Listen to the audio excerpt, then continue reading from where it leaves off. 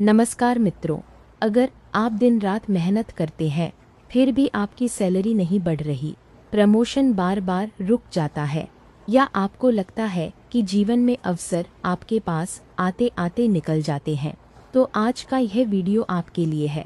लेकिन सबसे पहले मैं एक महत्वपूर्ण बात स्पष्ट करना चाहती हूँ। आज मैं जो बातें साझा करने जा रही हूँ वे कोई जादुई उपाय नहीं है और न ही किसी परिणाम की गारंटी देती हैं।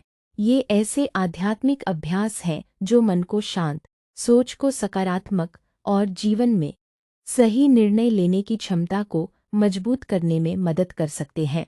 क्योंकि जब मन बदलता है तब नज़र बदलती है, जब नज़र बदलती है तब अवसर भी दिखने लगते हैं।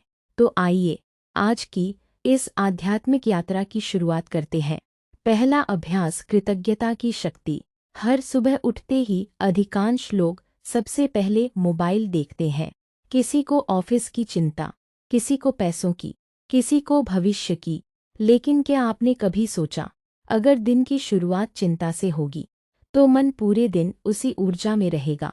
इसलिए सुबह उठते ही सिर्फ 1 मिनट के लिए अपनी आंखें बंद करें, गहरी सांस लें और मन ही मन कहें, हे ईश्वर, धन्यवाद इस नए दिन के लिए।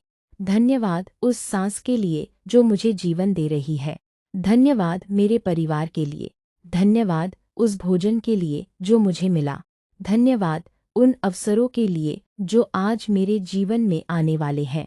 जब हम धन्यवाद देना सीखते हैं तो हमारा मन कमी पर नहीं बल्कि उपलब्धियों पर ध्यान देना शुरू करता है और यही सकारात्मक सोच की शुरुआत होती है। दूसरा अभ्यास, अपने शब्दों की शक्ति। आपने शायद महसूस किया होगा, कुछ लोग हर समय कहते रहते हैं, मेरी किस्मत खराब है, मेरे साथ कभी अच्छा नहीं होता, मेरे पास पैसे टिकते ही नहीं। धीरे धीरे ये वाक्य उनकी आदत बन जाते हैं। इसलिए आज से अपने शब्द बदल दीजिए। हर सुबह धीरे धीरे बोलिए, मैं सीख रही हूँ, मैं आगे बढ़ रही हूँ, मैं नए अवसरों के लिए तैयार हूँ, मैं अपने काम को पूरी ईमानदारी से करती हूँ। ये वाक्य कोई जादू नहीं करते, लेकिन ये आपके मन को निराशा से निकालकर लक्ष्य की ओर केंद्रित रखने में मदद कर सकते हैं। तीसरा अभ्यास, गीता की एक प्रेरणा। भगवान श्री कृष्ण ने गीता में कर्म का महत्व बताया है।